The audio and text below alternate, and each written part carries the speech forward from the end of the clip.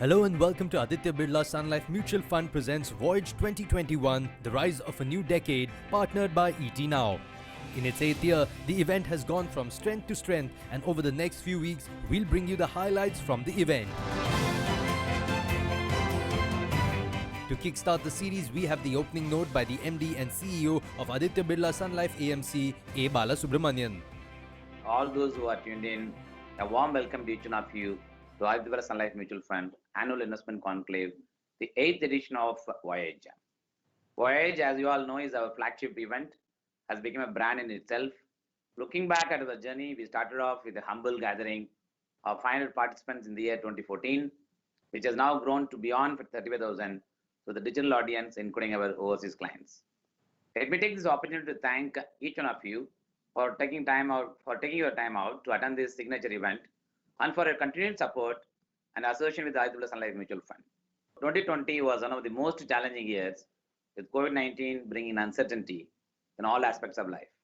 During this tough year, the system came together to face the pandemic and displayed extraordinary strength to give hope for a better tomorrow. While uncertainty remained throughout 2020, the discovery of vaccine has not only reduced adversity, it has also improved the confidence of the economy going further. As India marches into a new decade as citizens of India, let us pride ourselves for the kind of resilience we have exhibited during this tough period.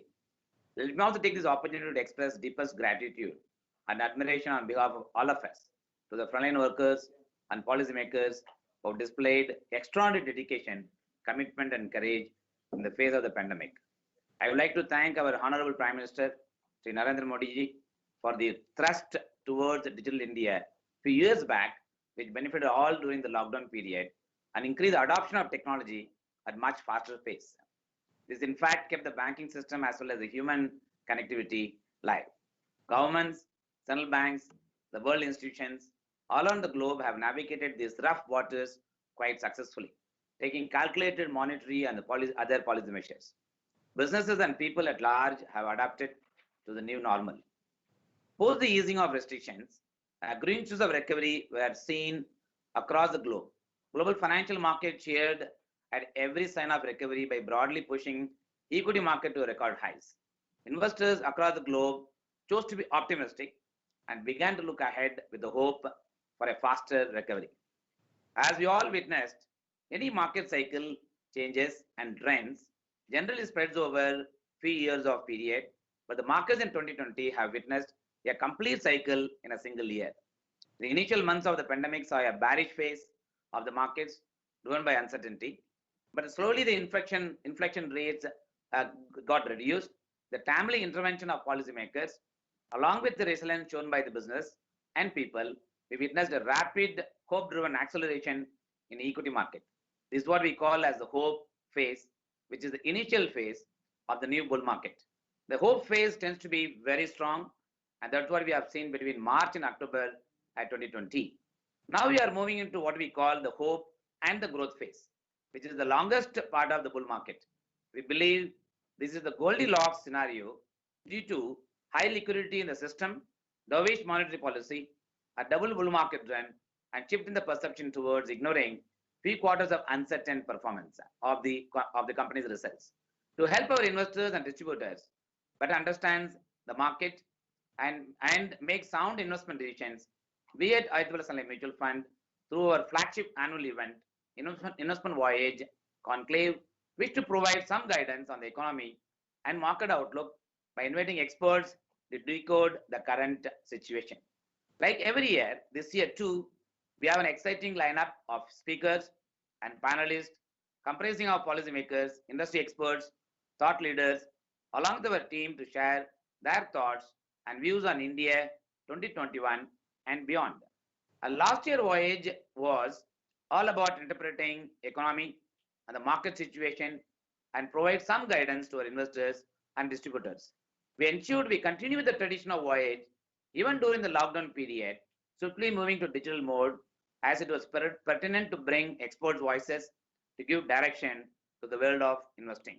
In this edition of Voyage, we want to highlight the optimism we as a fund house have on the growth potential, opportunities, and trends of the Indian economy and the domestic markets. I am sure the factors driving the hope and optimism will be elaborated more by our co-CIOs, Mahesh Patil and Manish Dangi, over the course of the event. We as an AMC have been an integral part of the mutual fund industry's journey and have ourselves completed 26 years as of January. My sincere thanks to all our valued partners and investors who have been and continue to be part of this journey. We wish to reiterate our commitment towards all our investors and distributors and stakeholders at all times.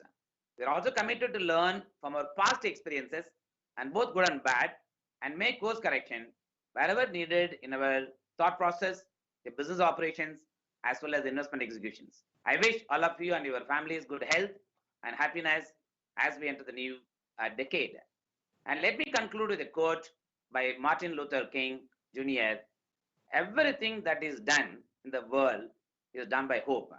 I presume the year 2021 is going to be filled with a lot of hope and also with a high expectation of growth. Therefore, it creates a lot of wealth for all of us as an investor, to all our investors who have been entrusting their money to in the financial market through you as well as directly. Thank you and have a great day. Up next, we have Ajay Srinivasan, the Chief Executive at Aditya Birla Capital, sharing his insights on the new horizon of opportunities in the year 2021 and the positives of the year gone by. Let's listen in. The theme of this voyage is Rise of a New Decade. The topic resonates with optimism about the future and creates images in our mind of immense possibilities and opportunities. Mark Twain had famously said, "It is difficult to make predictions, particularly about the future." Who would have thought a year ago that the news of a virus from Wuhan would bring the entire global economy to a complete standstill and create an economic impact not seen since the Great Depression? And as we entered the world of lockdowns and predictions were made of the huge economic impact, economies started bouncing back and economists were left searching for alphabets to describe the shape of the recovery in different economies. The shock of the virus and the pleasant surprise of the resilience of humankind were both not widely predicted. So I would like to start by saying that predicting too much about the next decade with certainty is fraught with a lot of risk. The year 2020 will go down in history and will be remembered as the year, in my view, of the three V's: the virus, the vaccine, and the V-shaped recovery we saw especially in India. Within a year, we've seen a stock market crash transform into a bull run, the likes of which has not been seen before. I also believe we've just seen a union budget that is path-breaking in many ways and modeled along the lines of East Asian economies, where the state has often led in terms of investing. I think this budget has put growth up front and center as a priority and puts India back on a growth path of 7 to 8% per year. And it is this kind of growth that India needs to get us to a $5 trillion economy soon, and what is needed, if you ask me, to make each Indian who lives here better off. It is said that no force on earth can stop an idea whose time has come, and I believe that the time has come for India to soon be counted amongst the top 3 economies of the world. Good health always equals good economics, and the proposal to increase healthcare spends, I think, is a very welcome move. COVID has clearly proven that a healthcare crisis can shrink global GDP very quickly. But while the pandemic has inspired the government to invest in healthcare, I think it has also led to a significant mindset shift in the people of India. People have realized the value of health and the role that insurance plays in their life. It has helped everyone unequivocally realize that they just aren't protected enough. This Healthy India opportunity, if tapped well, would improve the productivity of the workforce for sure, but it could also get life and health insurance penetration to global levels. I feel there is an opportunity for all financial services distributors to think about health and wealth much more holistically, as the mindset of people now has changed to realize that one without the other is probably not good enough. India will rise, India will shine, and India will thrive. And I hope all of you can make the most of this opportunity called India. Thank you, and have a wonderful conference.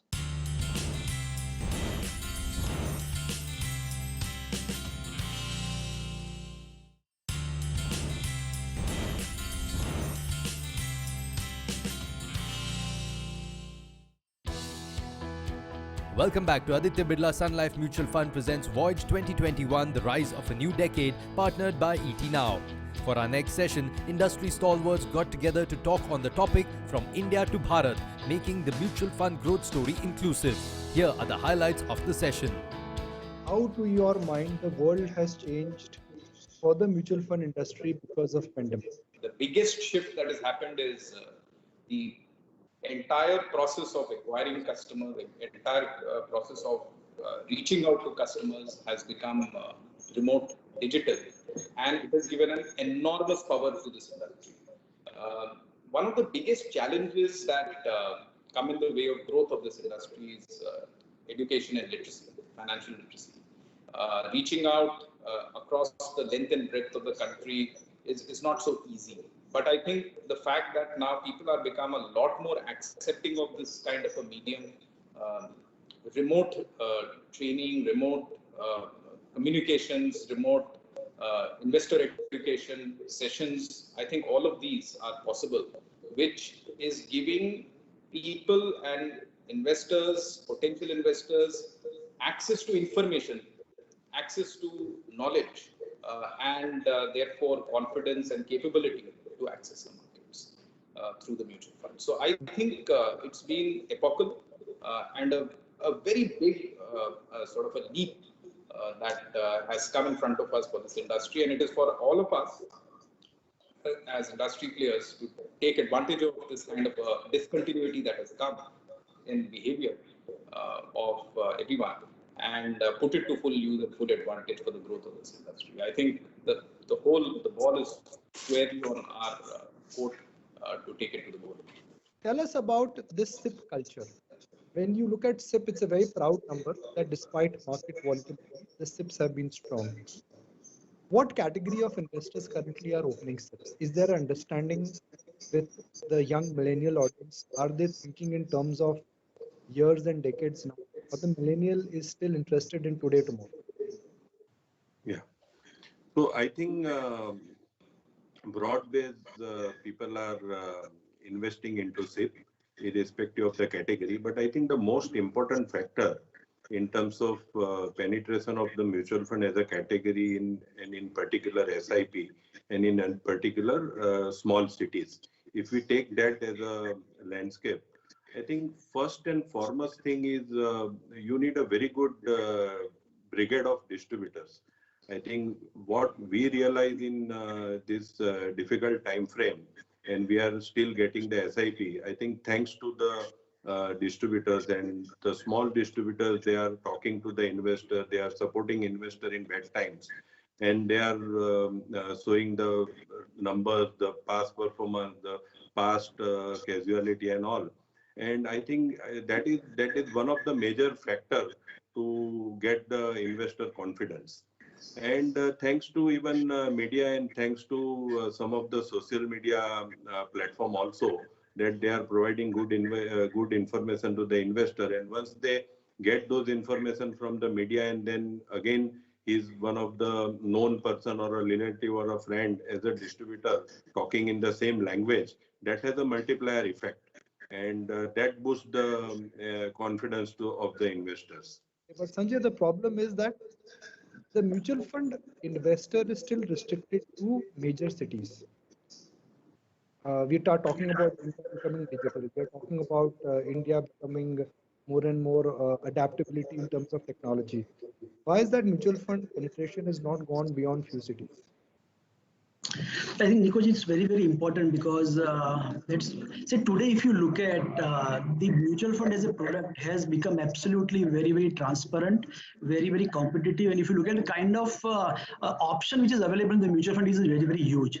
But still the penetration level is very, very low. So I believe I think the one single most important reason would be you don't have the large pool of advisors or the distributors on the ground who will touch base the investors and explain them. Because I think the investment is a subject which requires a lot of hand-holding of the customer, explaining them, doing some kind of, let's say, the advisory, I think counseling them and bringing them to the investment stage. So I think easily industry can add 1 crore, 2 crore investors every year. But for that, it requires a lot of people to reach out. So if you look at in the today's context, either you can reach out them through technology or you can reach out them through physical mode. So when it comes to investment, finally you are parting with your money. And when you're parting with your money, some kind of counseling, some kind of advice would be necessary. So today, if you look at fintech players are playing a good role of just creating the awareness about the investment as a product. But finally, you need somebody who has to consult. So my belief is that if you go very very deep, I think the first thing which is required by the regulator, by us, by everybody to see to it that there's a large number of players who are on the ground to explain this product. Ravi, let's talk about technology and disruption. Every industry has got disrupted. Financial industry is no different. In fact, looking at the valuations of the fintech, there is more and more disruption coming here. So, Ravi, how do you see the mutual fund industry getting disrupted and what will not get disrupted? I think technology is something which each player, and not just the mutual fund industry, but financial intermediation as a industry, should look merely as how to create customer experience and customer service delight. Having stated that, I think for mutual funds, KYC, the ability to do transactions, the ability to come into a transaction on the go, all of this is very important. It's not as if you want to really put technology in the face of customers, but the form factor or the alternatives or the choices you give to the customer is more important, and you ensure that you are able to promote the safety and security of these technology so that there is a sense of adoption as a behavior for the retail granular customers.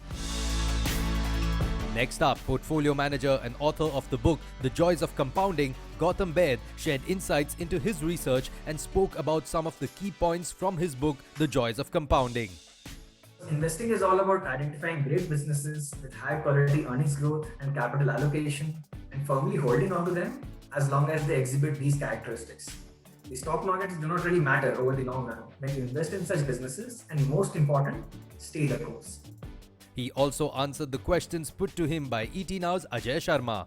Gautam, you also mentioned in your book the importance of associating yourself from the right kind of people in the field of investing, perhaps more mature and wiser, and who have spent more time through the cycles, so that one can learn and compounding knowledge of sorts. If I were to just take it a step further, for a lot of our mutual fund investors watching this, to seek regular counsel of your investment manager or planner as well. What is the importance of that? To be regularly having a sounding board in this entire lifelong game of investing, as they say. Yes, Ajay, it's a very, very important life lesson that the more you reach out to and associate with people who are better and smarter than you, the more you will learn and the faster you will improve. If you are the smartest person in the room, then you are in the wrong room. It is wiser to be with better people and feel uncomfortable than to restrict yourself to a mediocre circle just to feel comfortable. The key message here is that the people closest to you play an outsized role in your level of success or failure, so choose wisely. You are, after all, the average of the five people you spend the most of your time in life. Right, Gautam, but let's take a leaf out of your personal experience. I will not discuss your portfolio, but I'm curious and I want to know, how was your own investing experience in 2020? It was one of its kind event not seen in 100 years. Uh, how did you go about navigating through? And also the question which is appearing in many minds right now, what do I do? Markets are so elevated. Uh, that kind of nervousness. What are your thoughts? Well, let me share my biggest learning from 2020 first, that it simply reinforced what I've learned over the years, that devastating events can occur in the markets at any time, and they will happen again without any warning. Don't set boundaries that might limit what the market might do. You should expect the unexpected in this business, expect the extreme. And one of the biggest realizations I've had over the years is that the unexpected and seemingly impossible continue to happen frequently.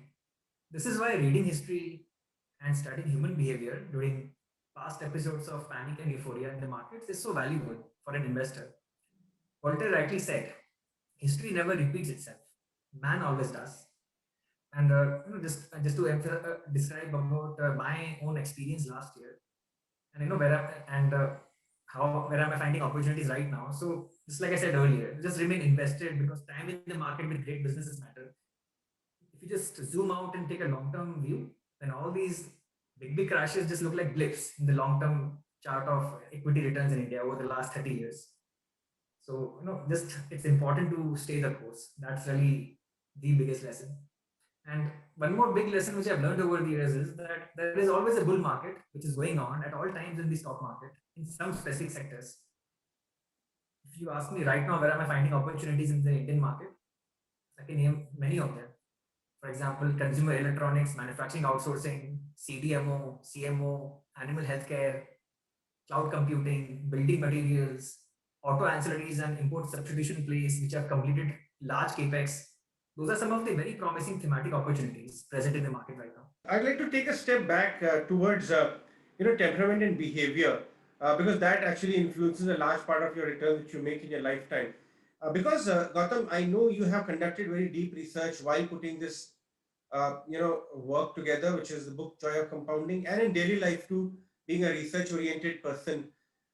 What are the biases which impact investors, and it may impact early investors or even established investors many times? Some of the big biases which one should be conscious of that they don't develop in our own mind, like action bias. That feeling that constantly if I'm doing something, it means it's a positive and we are progressing, or any other which you have observed which people should stay away from.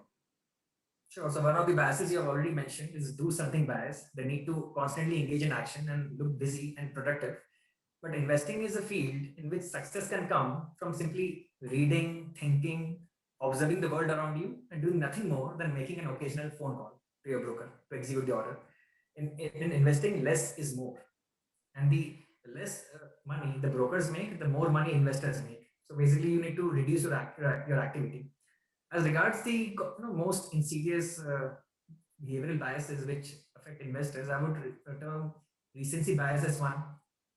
Basically projecting the recent past of bad returns or good returns infinitely into the future. The world is a cyclical place, and everything seems linear till it is not. So we cannot predict the future, but we can definitely understand where we stand in the cycle. That's why having a very good understanding of market cycles is valuable for an investor. Another behavioral bias which affects investors is anchoring bias. You should not just hold on to a stock with worsening fundamentals in the merry hope that somehow things will get better. Always embrace and acknowledge reality for what it is, because the great investors are active seekers of truth. If something has gone wrong with the story, just sell the stock and move on to a better one. There is an endless stream of opportunities in the stock market at all points of time. If there's one advice you would want to leave our viewers today from Voyage 2021 of ET Now and Birla AMC puts together every year, what would that one piece of learning would be, the gist of the entire experience and research which you've done so far to become a better investor? Well, I would share not one but two learnings, Ajay, actually. Sure. That the great things in life come from compound interest. So take a long-term view and never give up. The second is always learn from everyone else throughout life and embrace everlasting humility to succeed in this endeavor. Next week, we'll hear from some global and domestic thought leaders from government and industry. Only on Aditya Birla Sun Life Mutual Fund presents Voyage 2021, The Rise of a New Decade, partnered by ET Now.